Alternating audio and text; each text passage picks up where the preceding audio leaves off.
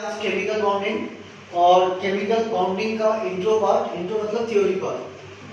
मतलब जो प्रीवियस जो हमने पढ़ लिया है उसको मैं रिवाइज करवा रहा हूँ। तो मैक्सिमम चीज़ तुमको पता ही होगा, बट इसकी रिवीजन बहुत नेसेसरी है। उसके बाद हम आएंगे चैप्टर, और ये पहले एपिसोड बेसिस में करेंगे, 12 पीरियड में हम इसको कन्वर्ट करेंगे क्योंकि लंबा चैप्टर है। केमिकल बॉन्डिंग और ये इंट्रो से ही क्लियर होता है, इंट्रो से ही क्लियर कर सकते हो आप इसे कि केमिकल बॉन्डिंग किसे कहेंगे। तो जब कोई हमने 9-10 से ही पढ़ा हुआ है, कैटायन एनायन होता है, बहुत सारे टाइप्स और कैरेक्टरिस्टिक है, बाद में डिस्कस करेंगे इस चीज़ पे।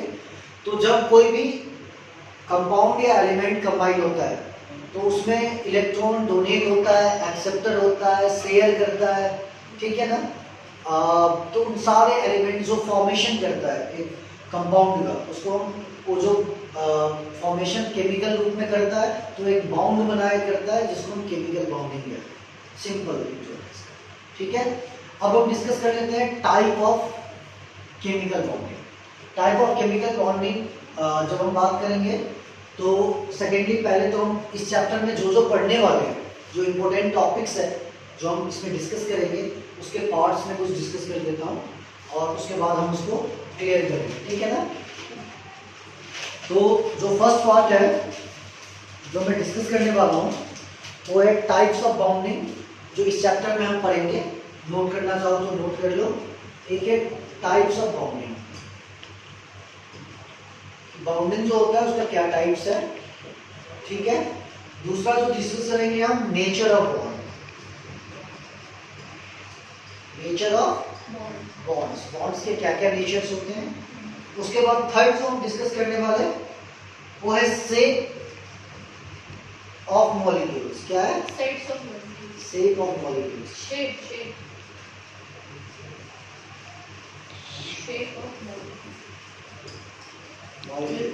ठीक है, या इसको ज्योमेट्रिकल्स भी कह सकते हैं, ज्योमेट्रिकल्स ऑफ मॉलिक्यूल्स।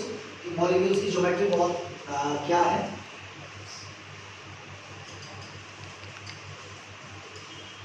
ज्योमेट्रिकल शेप कह सकते हो इसे। इसमें से कुछ क्वेश्चंस भी आते हैं जो इम्पोर्टेंट है एग्जाम के, ठीक है, लिख लिया ये। उसके बाद हम इसके नेक्स्ट पार्ट करेंगे, that is melting and boiling point. Melting and boiling point, ठीक है। जो हम इस चैप्टर्स में पढ़ने वाले हैं पहले उसको हम डिस्कस कर रहे हैं, ठीक है। कोई दिक्कत है? Melting and boiling point of molecules लिख सकते हो तो कोई प्रॉब्लम नहीं। क्लियर है? नोट कर लिया? रब कर दूं?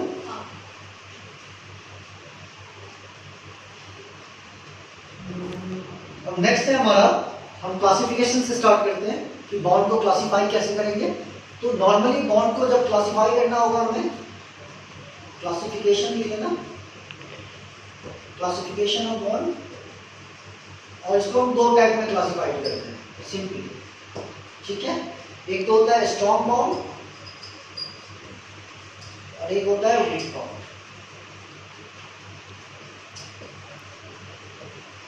एक होता है स्ट्रॉन्ग बॉन्ड, दूसरा होता है वीक बॉन्ड, ठीक है। फर्दर डिस्कस करते हैं। स्ट्रॉन्ग बॉन्ड को क्लियर कर दूं।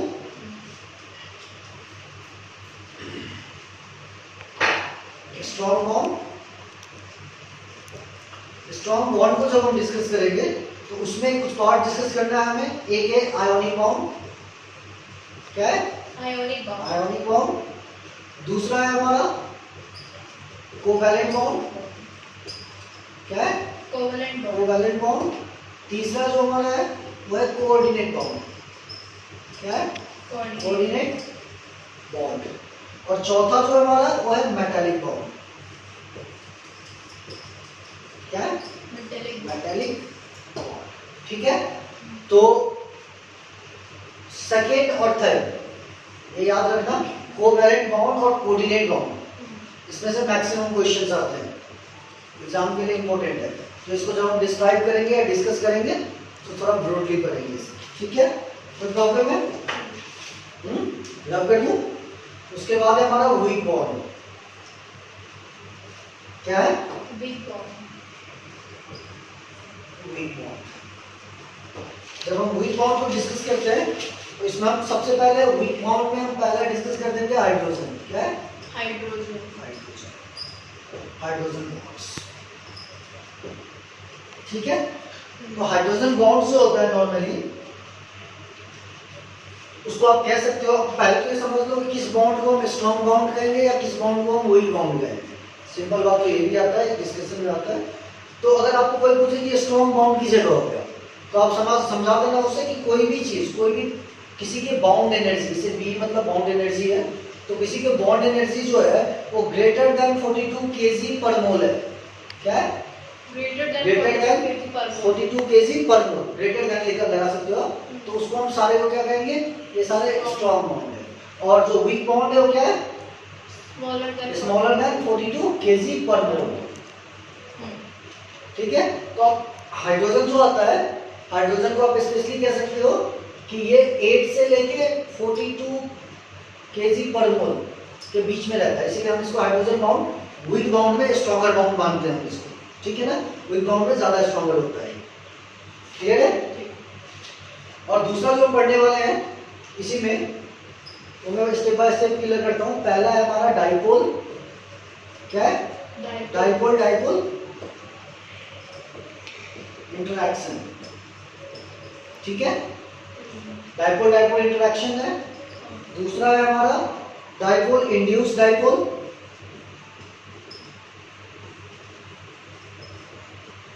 डाइपोल इंटरैक्शन मैं थोड़ा क्लियर करके लिख देता हूँ, डिस्टर्ब हो रहा होगा यहाँ पे। तो वीक बॉन्ड में मैंने पहले तो हाइड्रोजन बॉन्ड क्लियर कर दिया, और हाइड्रोजन बॉन्ड के दूसरे पार्ट को मैं क्लियर कर रहा हूँ। तो मैंने पहला पॉइंट लिखा था, पहला पॉइंट हमने लिखा था, नोट कर लेना इसे, डाइपोल इंटरैक्शन। ठीक है, दूसरा जो मैंने डिस्कस किया था वो था डाइपोल इंड्यूस डाइपोल इंटरैक्शन। ठीक है, तीसरा हमारा जो होगा वो हमारा होगा आयोन डाइपोल इंटरैक्शन। क्या होगा? Ion dipole interaction. हम डिस्कस करेंगे इस चीज में, मैं बता रहा हूँ इस चैप्टर में हम पढ़ेंगे क्या क्या इंपॉर्टेंट है। ठीक है, चौथा हमारा हो गया, और कुछ है? आयोन इंड्यूस है, आयोन इंड्यूस डाइपोल इंटरैक्शन। और कुछ छूट रहा है क्या? और एक होगा इंटेंसिव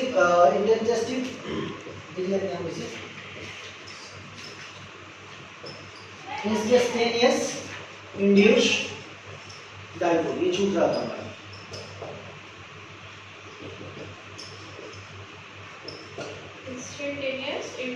डाइपोल। ठीक है, तो ये वीक बॉन्ड्स में पढ़ेंगे हम, और ये सारे बहुत इंपॉर्टेंट टॉपिक्स हैं जो हमें डिस्कस करना है। यहाँ तक क्लियर है? अब हम आते हैं टॉपिक पे, और ये मैं वही टॉपिक डिस्कस कर रहा हूँ जो हम प्रीवियसली पढ़ चुके हैं, और फिर आपको धीरे धीरे समझ में आएगा। ठीक है, सबसे पहले केमिकल बॉन्डिंग पढ़ने से पहले ये रब कर दूं ना? हाँ।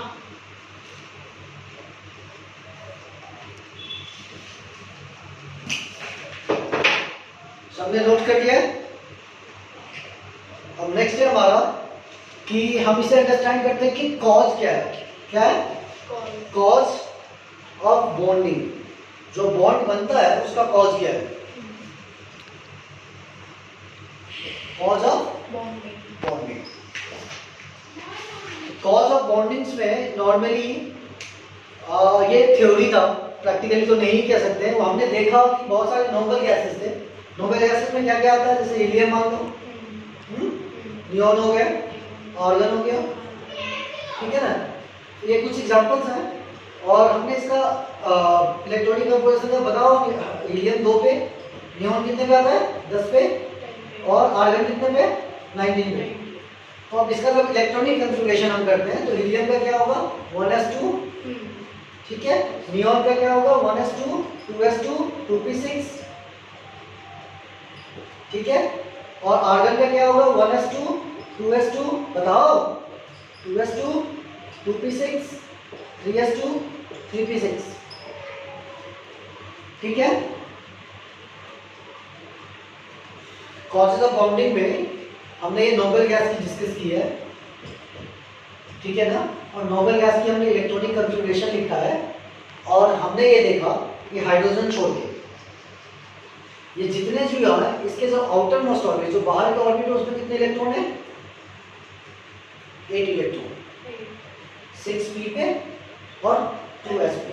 तो मतलब आउटर मोस्ट ऑर्बिट में आप 8 इलेक्ट्रॉन ले सकते हो, ठीक है ना। तो इसलिए इसको नोबल गैस कह रहे हैं। तो 8 इलेक्ट्रॉन में हमने ये इंट्रोड्यूस किया कि ऑक्टेट जी है, ऑक्टेट ने बताया कि जो आउटर मोस्ट ऑर्बिट में कम से कम 8 इलेक्ट्रॉन होना चाहिए, तब वो स्टेबिलिटी में आता है, एटम स्टेबल होता है। लेकिन उसके भी पैकेजेस है, ऐसा नहीं कहीं भी पाया जाता है, ठीक है ना। उसका एक क्लोज पैक होता है, उसको हम डिस्कस करेंगे बाद में। अभी मैं इंट्रो में हूँ तो बस समझा रहा हूँ, जो पढ़ा हुआ है ऑलरेडी क्लियर किया हुआ है। तो इससे उन्होंने ऑक्टेट रूल दिया, और ऑक्टेट रूल से आप कह सकते हो, ऑक्टेट थ्योरी कह सकते हो इसे, कि किसी भी आउटर मोस्ट ऑर्बिट में, ठीक है ना, अगर इलेक्ट्रॉन 8 होंगे तो क्या होगा? स्टेबल होगा, ठीक है ना। और उसमें और भी चीजें आते हैं, जैसे इलेक्ट्रोस्टैटिक फोर्स होता है, जिसके कारण से एटम्स जो होता है गेन करता है, लूज करता है, इसे हम डिस्कस करेंगे बाद में। क्लियर है? कोई दिक्कत है? कोई दिक्कत है इसमें? क्लियर नहीं? रब कर दूं?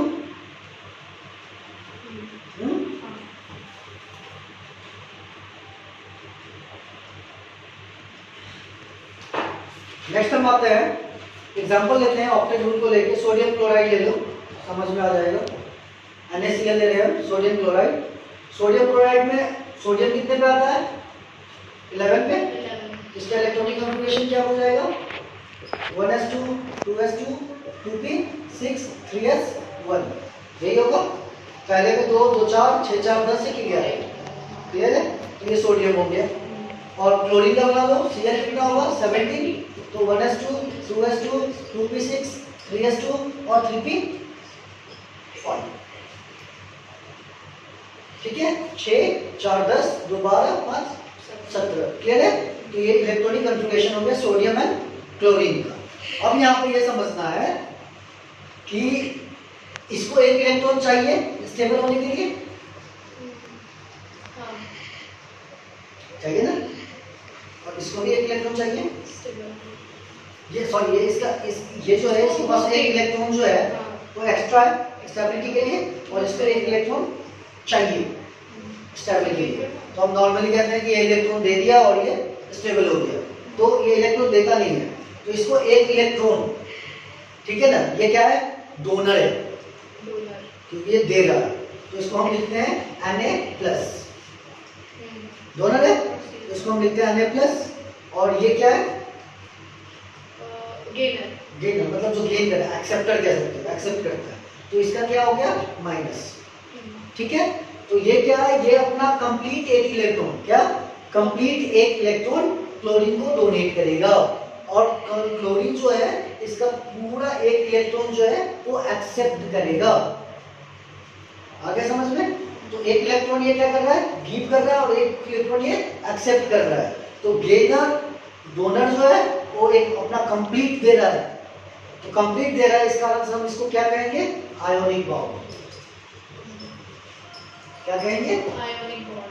क्लियर? लिखना चाहो तो लिख लो, आयोनिक बॉन्ड्स दिखाई देता हूं मैं, ये रब कर दूंगा।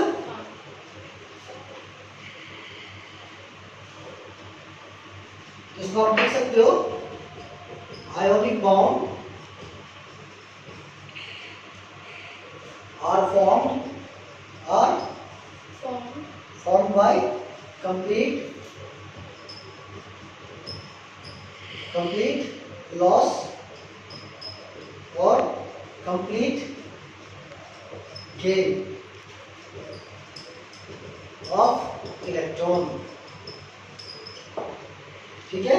कंप्लीट लॉस और कंप्लीट गेन ऑफ इलेक्ट्रॉन।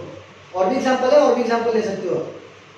देखो ये नहीं है कि एक एग्जांपल है, मैंने बस समझाने के लिए कि आयोनिक बॉन्ड किसे कहोगे। उसने पॉजिटिव दिया, डोनर था, वो एक्सेप्ट किया, उसने कंप्लीट दिया, इसने कंप्लीट एक्सेप्ट किया, तो इस कारण से हम इसे आयोनिक बॉन्ड कहेंगे। यही लिखा भी हमने कि ionic bond are form by complete loss और कंप्लीट गेन ऑफ इलेक्ट्रॉन।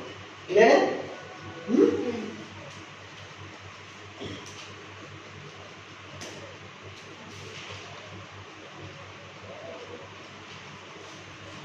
अब हम आ जाते हैं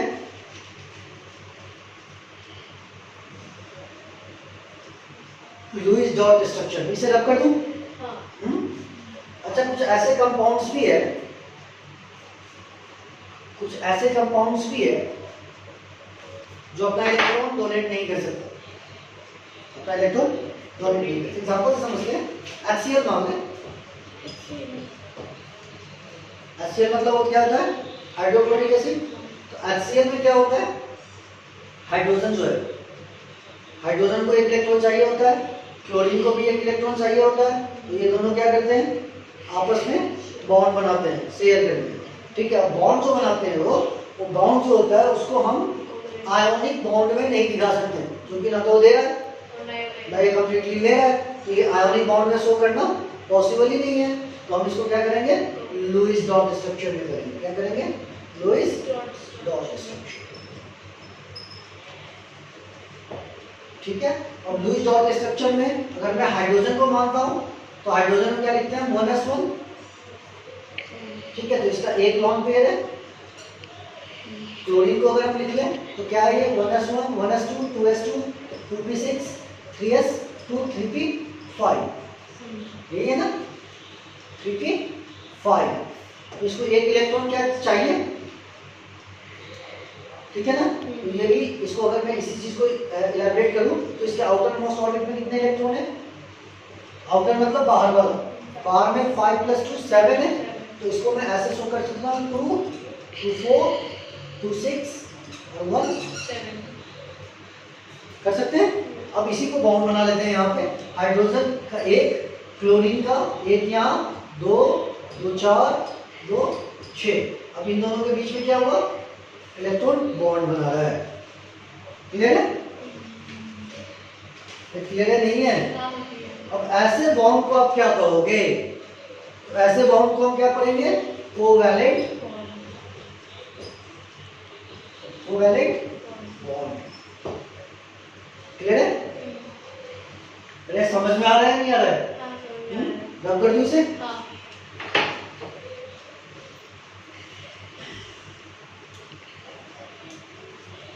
करेंगे covalent bond.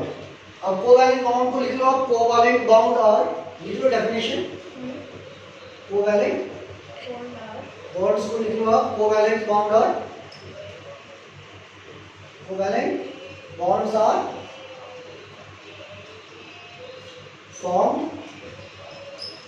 formed by sharing, क्या? Formed by sharing of electron। एक मिनट, मार्कर में इंक नहीं है।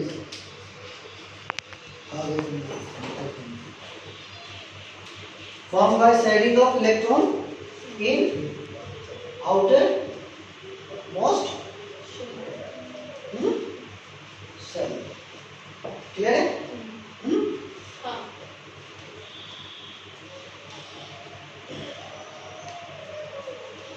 रब कर दूं?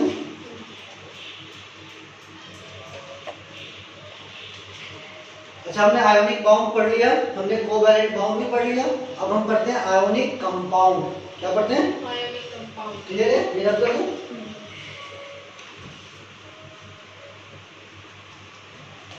अब हम डिस्क्राइब करते हैं ionic compound.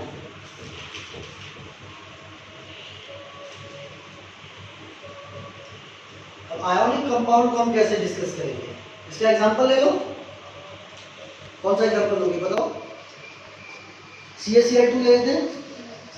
CaCl2 calcium chloride. अब कैल्शियम कितने नंबर पे आता है? 20 पे आता है। इलेक्ट्रॉनिक कॉन्फ़िगरेशन लिखो, 1s2 2s2 2p6 3s2 3p6। कितने हो गए? 4 6 4 10 6 12 2 18। अब क्या हो जाएगा ये? 4s2। ठीक है, कितना है? 4s2। तो अब इसको क्या करना है? ये अपना 2 इलेक्ट्रॉन जो है लूज करना है। क्या करना है? लूज कर दिया। अब आ जाते हैं क्लोरीन पे, Cl 17 पे आता है, क्या करोगे 1s2 2s2 2p6 3s 6 4 10 दोबारा 3p5, ठीक है। और इसको एक इलेक्ट्रॉन चाहिए,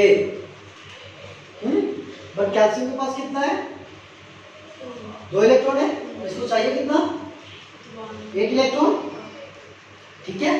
अब इसको हम क्या करेंगे, इसको हम लिख देंगे 2Cl माइनस और इसको करेंगे Ca2 प्लस, ये अपना 2 इलेक्ट्रॉन देगा, क्लोरीन जो है 2 इलेक्ट्रॉन 2 क्लोरीन है एक्सेप्ट कर लेगा, तो ये क्या बच जाएगा CaCl2। अगर इसको ऐसे भी लिखूं मैं तो ये बॉन्ड इसके साथ Cl के साथ और ये बॉन्ड Cl के साथ, क्लियर है, कंबाइंड हो जाएगा। इसको क्या कहेंगे आयोनिक कंपाउंड। अब नॉर्मली आयोनिक कंपाउंड में इलेक्ट्रोवैलेंसी समझ लो, लिख लो इलेक्ट्रोवैलेंसी पहले भी लिख लो, ये रख दूं हाँ।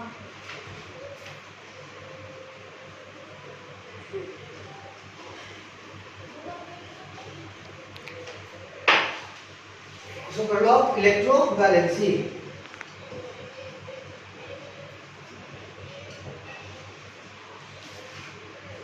देखो during the formation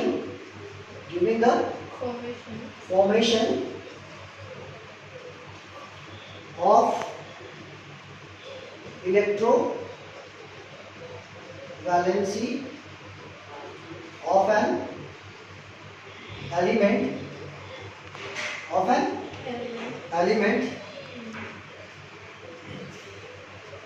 in a ionic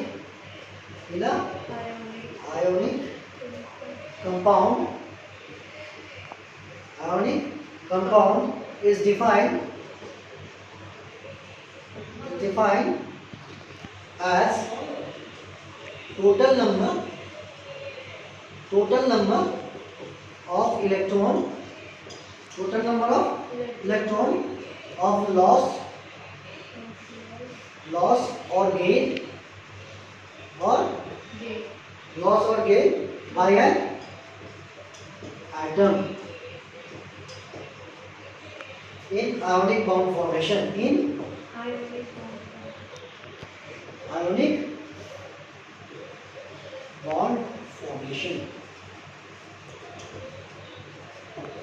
हम क्लियरली कह सकते हैं इलेक्ट्रोवैलेंसी क्या होता है, during the formation of electrovalence of an element in a ionic compound is defined as total number of electron loss और gain by an atom in ionic bond formation.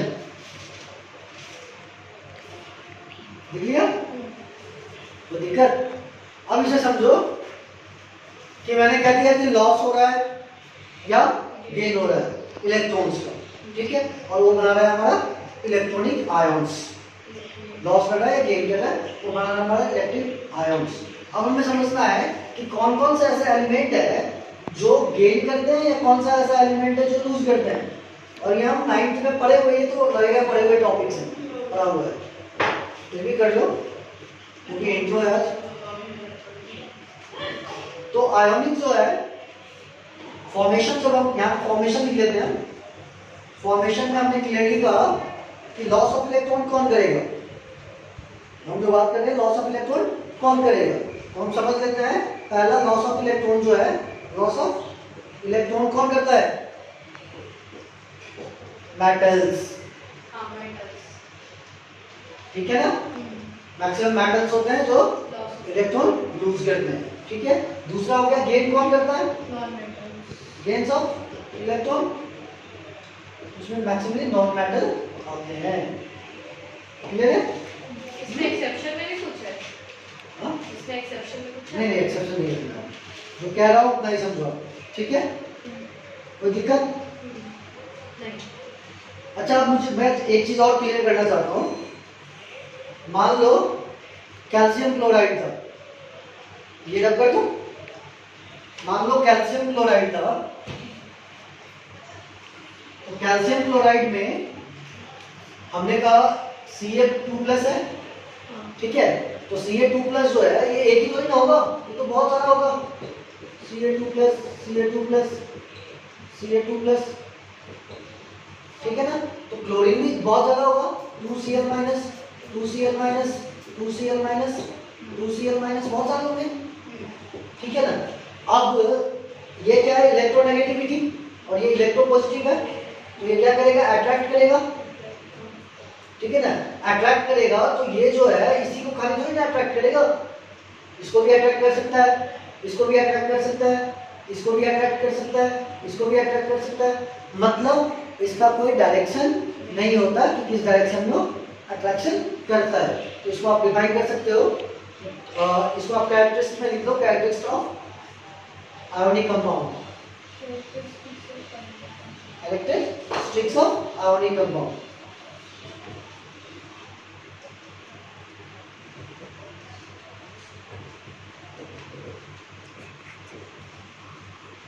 Characteristic of ionic compound, और इसमें आप पहला point क्या लिखोगे, it is non directional in nature, non directional in nature, मतलब इसका direction fix नहीं होता है, ठीक है।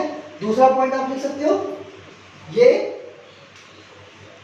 हम तो ऐसे ही पता थे कि सोडियम ऐसे गया, ट्रांसफर हो गया, एक इलेक्ट्रॉन दिया उसने गेन कर लिया, बात खत्म हो गई, पर वो ऐसा नहीं करता है, ठीक है ना। वो एक क्लोज पैक, उसका भी एक मटेरियल होता है, कंपोजिशंस होते हैं, ऐसा एकदम से जाकर नहीं जंप करके कर लेता है। तो उसको आप लिख सकते हो नॉर्मली क्रिस्टल फॉर्म में होता है। वो कैसा होता है,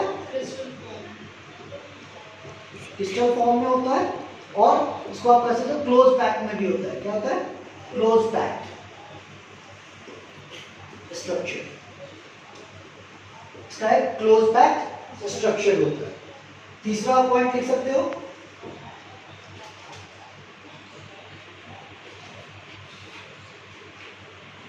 तीसरा हो गया ये स्ट्रॉन्ग बाउंड होता है,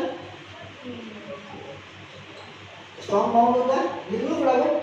चौथा हो गया, और क्या हो सकता है इसका, high melting and boiling point, high melting and boiling point, और क्या हो सकता है, कर करूं,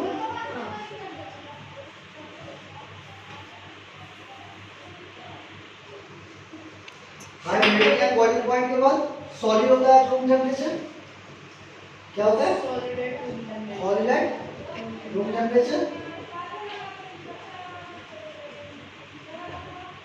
ठीक है। और उसके बाद होता है हार्ड एंड ब्रिटल,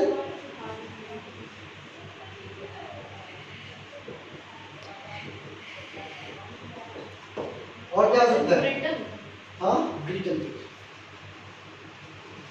ठीक है। उसके बाद हो गया तुम्हारा, और क्या कह सकते हैं हम, they are good conductor of electricity, they are good conductor of electricity, they are the good conductor of electricity, ठीक है। हो गया इतना,